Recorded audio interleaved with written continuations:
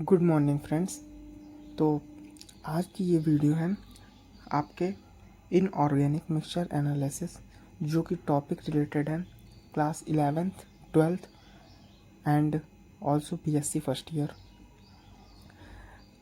आप इस वीडियो में आगे देखेंगे कि कैसे हम सॉल्ट का एनालिसिस करते हैं, किसी मिक्सचर में कौन सा सॉल्ट प्रेजेंट है उसको आप कैसे डिटेक्ट करेंगे with the proper method of acidic nature and basic nature of compounds. तो आप सबसे पहले देखिए कि सॉल्ट एनालिसिस में होता क्या है। सॉल्ट एनालिसिस में हमें एक सॉल्ट दिया जाता है। सबसे पहली बात तो सॉल्ट क्या होता है, आप लोग पहले बचपन से ही पढ़ते आ रहे हैं, बचपन से नहीं मतलब कि क्लास 9-10 से पढ़ते आ रहे हैं। सॉल्ट दो चीज़ों से मिलकर बना होता है। जैसे एक कॉमन सॉल्ट हो गया आपका NaCl, तो आपके NaCl में Na+ एंड Cl- होता है। तो इसमें आपका जो Na+ है वो आपका प्लस ग्रुप यानी बेसिक रेडिकल हो गया, और Cl- यानी आपका वो एनायन माइनस हो गया, तो माइनस को एनायन कहा जाता है, तो वो आपका माइनस हो गया Cl-। अब जैसे मान लीजिए आपको NaCl ही दे दिया गया, तो आप अब उसमें उस मिक्सचर में से Na और Cl को कैसे डिटेक्ट करेंगे, ये आपका हो गया सॉल्ट एनालिसिस। इसी तरह आपको 11th 12th and BSc first year के प्रैक्टिकल में आपको एक सॉल्ट दे दिया जाएगा, उसमें एनायन भी प्रेजेंट होते हैं और कैटायन भी प्रेजेंट होते हैं, और आपको कह दिया जाएगा कि आपको इसमें डिटेक्ट करना है कि कौन से कैटायन प्रेजेंट है, कौन से एनायन प्रेजेंट है, और उसे आपको डिटेक्ट करके देना पड़ता है। तो 11th एंड 12th में जनरली आपको रेशियो जो दिया जाता है 1:1 का दिया जाता है।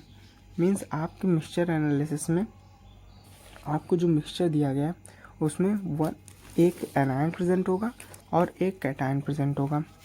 बट आपके बीएससी फर्स्ट ईयर में इस रेशियो को बढ़ा देते हैं।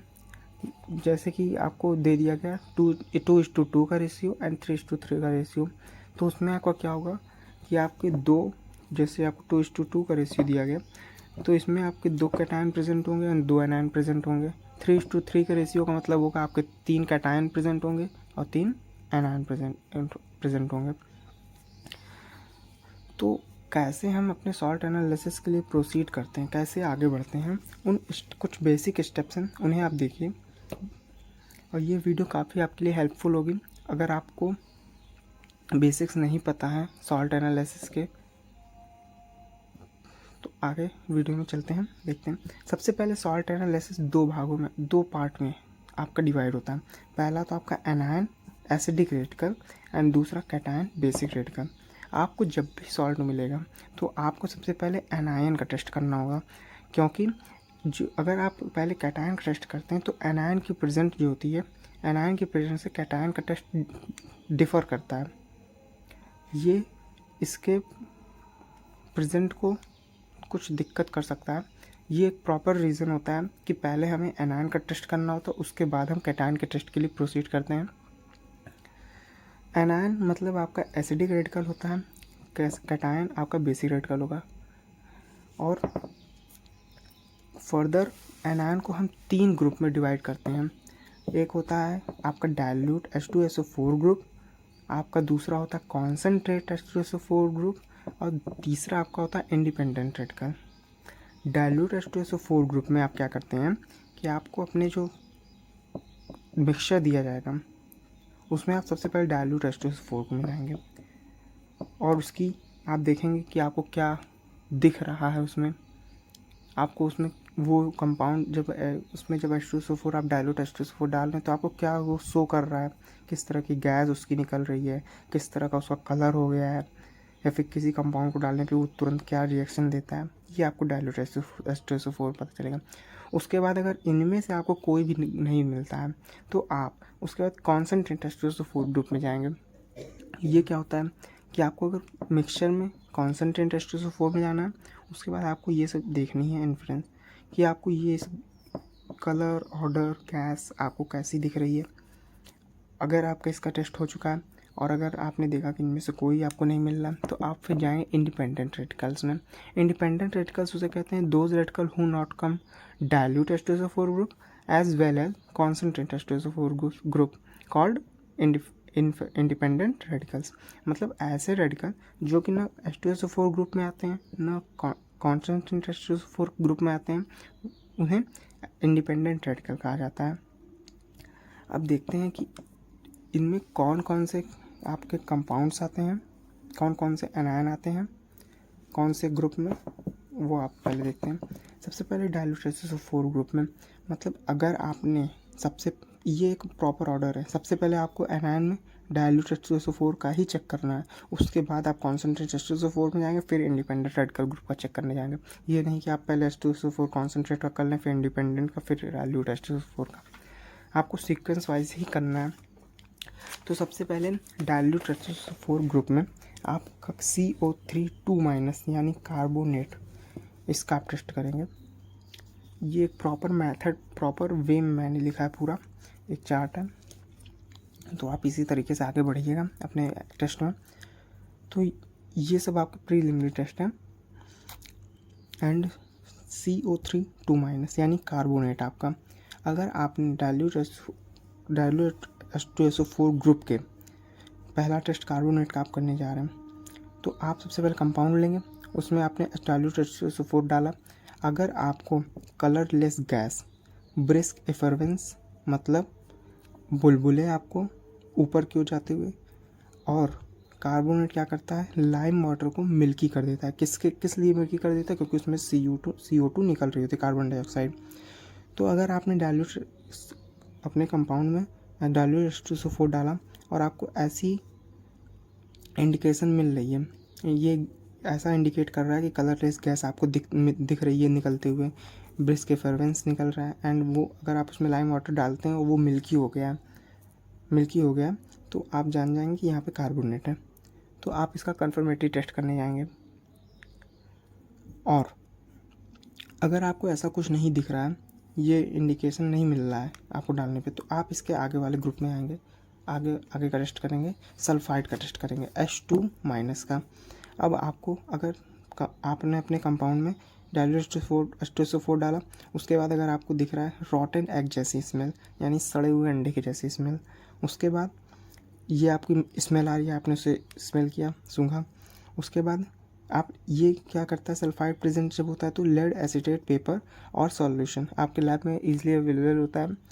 इससे लेड एसीटेट पेपर और सॉल्यूशन को ये क्या कर देता है, ब्लैक कर देता है, और जो इसकी गैस आपको ऑर्डरलेस दिखती है।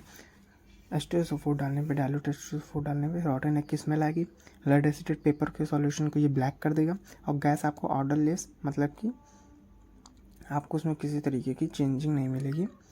तो आपका वहाँ पे सल्फाइड ग्रुप प्रेजेंट होगा, सल्फाइड ग्रुप नहीं, सल्फाइड आयन आपका वहाँ प्रेजेंट होगा। और उसके बाद अगर ये भी आपका ऐसा इंडिकेशन नहीं आता है, तो आप फिर प्रोसीड करेंगे SO3 के आयन के टेस्ट के लिए। इसे कहते हैं सल्फाइड। यहाँ पे सल्फाइड होता है और यहाँ पे सल्फाइट होता है। तो सल्फाइट में क्या होता है, जब आप H2SO4 डाइल्यूट H2SO4 डालेंगे तो यहाँ पे बर्निंग सल्फर मीन्स रॉटन एग। आप रॉटन एग की स्मेल को बर्निंग सल्फर की स्मेल भी कह सकते हैं, क्योंकि ये दोनों एक जैसी स्मेल देते हैं। तो यहाँ पे भी आपको रॉटन एग की स्मेल मिलेगी, लेकिन ये क्या करेगा, एसिडिफाइड डाइक्रोमेट पेपर को ग्रीन कर देता है। ये यहाँ पे क्या था कि लेड एसिटेट पेपर को ये सॉल्यूशन को ग्रीन ब्लैक कर देगा, और यहाँ पे ये क्या करेगा, एसिडिफाइड डाइक्रोमेट पेपर को ग्रीन कर देता है। तो अगर आपको ऐसा दिखता है तो आप यहीं पर रुक जाएंगे और इसका कन्फर्मेटरी टेस्ट करेंगे। और अगर आपको यहाँ पे ऐसा नहीं दिखता है तो आप फिर से आगे बढ़ जाएंगे, और अब आप टेस्ट करेंगे NO2 का, यानी आपका नाइट्राइट आयन का टेस्ट करेंगे। तो इसमें आप डाइल्यूट H2SO4 डालने पे आपको रेडिश ब्राउन कलर की आपको गैस दिखाई देगी, जिसकी पंजेंट स्मेल होगी, मीन्स अमोनिया की जैसी और HCl हाइड्रोक्लोरिक अम्ल की जैसी। अगर आप लैब में आपके अवेलेबल होगा तो आप अमोनिया की शीशी को लेके उसे आप सूंघ के देख लीजिएगा, या फिर हाइड्रोक्लोरिक एसिड के शीशी को सूंघ के देख लीजिएगा, तो उस स्मेल को पंजेंट स्मेल कहते हैं। तो अगर आपका ऐसा ऑब्जर्वेशन मिलता है, और ये क्या करेगा, reddish brown gas, pungent smell and ferrous sulphate solution को क्या कर देगा, ब्लैक कर देगा। आपने देखा रेडिश ब्राउन गैस आपको दिख रही, पंजेंट स्मेल आ रही, तो आप उसमें फेरस सल्फेट को मिला कर देख लीजिए। अगर वो सॉल्यूशन जो आपको मिलाने पे अगर ब्लैक हो जाता है तो यहाँ पे नाइट्राइट आयन प्रेजेंट होगा और आप इसके यहीं पे रुक जाएंगे और आप क्या करेंगे, प्रोसीड कर जाएंगे अपने कन्फर्मेटरी टेस्ट के लिए नाइट्राइट के। अगर आपको अभी तक इनमें से कोई भी ऑब्जर्वेशन नहीं मिल रही है डाइल्यूट ग्रुप में, डाइल्यूट H2SO4 ग्रुप में, तो अब आप बढ़ेंगे अपने कॉन्सेंट्रेट H2SO4 ग्रुप में। तो अब आप इसमें टेस्ट करेंगे सबसे पहले क्लोराइड का, Cl- यानी आपका क्लोराइड। तो इसमें आपको ऑब्जर्वेशन मिलेगी कलरलेस गैस, कोई कलर नहीं होगा, और ये क्या करेगा, सिल्वर नाइट्रेट के साथ रिएक्ट करके आपको कौन सी पीपीटी देगा, वाइट पीपीटी देगा। अगर आपको ये भी नहीं मिलता है तो आप जाएंगे फिर NO3- ग्रुप में, यानी आपका नाइट्रेट ग्रुप में। यहाँ पे क्या था, आपका नाइट्राइट था, ये आपका नाइट्राइट था, यहाँ पे आपका क्या है, नाइट्रेट है। ये भी आपको रेडिश ब्राउन गैस देगा, फेरस सल्फेट देगा, फेरस सल्फेट सॉल्यूशन को ब्लैक कर देगा। ये आपको दिख गया है, तो आप इस ऑब्जर्वेशन को आपने देखा, आप तुरंत चले जाएंगे इसके कन्फर्मेटरी टेस्ट के लिए। अगर आपको ऐसा ऑब्जर्वेशन नहीं मिल रहा है तो फिर आप आगे बढ़ेंगे और Br- का टेस्ट करेंगे, ब्रोमाइड रेडिश ब्राउन, इसकी भी गैस मिलेगी आपको और ये पंजेंट स्मेल देगा। और अगर आपको ये भी नहीं मिलता तो फिर आप I- यानी आयोडाइड पे चले जाएंगे। डीप वॉयलेट कलर की इसकी गैस होती है, पंजेंट स्मेल देता है।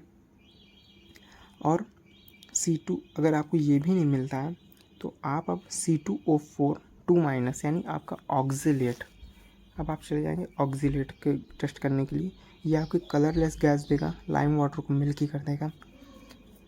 अगर आपको अभी तक ऐसी ऑब्जर्वेशन मिल जाती है तो जिस जगह पे आपको इस जैसी ऑब्जर्वेशन मिलती है आप तुरंत उसके कन्फर्मेटरी टेस्ट पे चले जाएंगे, जो कि आपके प्रैक्टिकल बुक में या फिर गूगल कहीं से भी आप निकाल सकते हैं कि आपका कार्बोनेट का कन्फर्मेटरी टेस्ट का कौन सा रिएक्शन होगा, सल्फाइड के कन्फर्मेटरी टेस्ट का कहाँ रिएक्शन होगा। ये आपको इजीली मिल जाएगा, बुक में भी मिल जाएगा, गूगल पे मिल जाएगा, आप वहाँ से देख सकते हैं।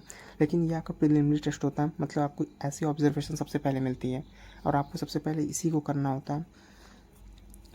अब आपका अगर अभी तक डाइल्यूट H2SO4, कॉन्सेंट्रेट H2SO4, इन दोनों में से कोई भी ऑब्जर्वेशन नहीं मिलती तो अब आप अपने इंडिपेंडेंट रेडिकल्स के टेस्ट के लिए जाएंगे। इसमें फर्दर 2 आयंस होते हैं, एक तो आपका SO4 2- सल्फेट होता है और दूसरा PO4 3- यानी आपका फॉस्फेट होता है। और इन दोनों के लिए आपका ये प्रीलिमिनरी टेस्ट भी है, कन्फर्मेशन टेस्ट भी है। प्रीलिमिनरी टेस्ट उसे कहते हैं जो कि आपको बताता है, कंफर्म नहीं करता है लेकिन बताता है कि ये आयन इसमें प्रेजेंट हो सकता है। जैसे कि अगर आप कार्बोनेट का टेस्ट कर मतलब H2SO4 डालते हैं और आपको अगर इस तरह की ऑब्जर्वेशन मिलती, कलरलेस गैस, ब्रिस्क इफरवेंस, और आपको लाइम वाटर करने पे मिल्की हो जाता है डालने पे, तो आपको ये इंडिकेट करता है कि यहाँ पे कार्बोनेट प्रेजेंट हो सकता है। ये इसका प्रीलिमिनरी टेस्ट कहलाएगा कि अब वो आपको इंडिकेट करे कि ये यहाँ पे ये आयन प्रेजेंट हो सकता है। बट कन्फर्मेटरी टेस्ट होता है जिसमें आपका प्रॉपर मेथड, प्रॉपर रिएक्शन होती है कि आपको अपने कंपाउंड में ये चीज़ मिलाने पे, ये सॉल्यूशन मिलाने पे ये चीज़ आपका मिलना दिखेगा, इस तरह की ऑब्जर्वेशन आपको मिलेगी, वो आपका कन्फर्मेटरी टेस्ट होता है। लेकिन सबसे पहले आपको प्रीलिमिनरी टेस्ट करना ही पड़ता है और ये बहुत ज़रूरी होता है। तो आपका ये SO4 2- यानी सल्फेट के लिए आप क्या करेंगे, अपने सॉल्ट को लेंगे, डाइल्यूट HCl हाइड्रोक्लोरिक एसिड मिलाएंगे, उसके बाद उसे बॉयल करेंगे, थोड़ी देर आप उसको गर्म करेंगे, उसके बाद उसको आप फ़िल्टर कर लेंगे। फ़िल्टर करने के बाद आप उसमें बेरियम क्लोराइड सॉल्यूशन को ऐड करेंगे, ड्रॉप बाय ड्रॉप आप ऐड करेंगे उसमें। थोड़ा सा आप टेस्ट ट्यूब के वॉल पे हल्का सा ड्रॉप डाल देंगे, वो नीचे जाएगी, ड्रॉप बाय 2-3 ड्रॉप आप डालेंगे तो आपको वाइट पीपीटी दिखाएगी।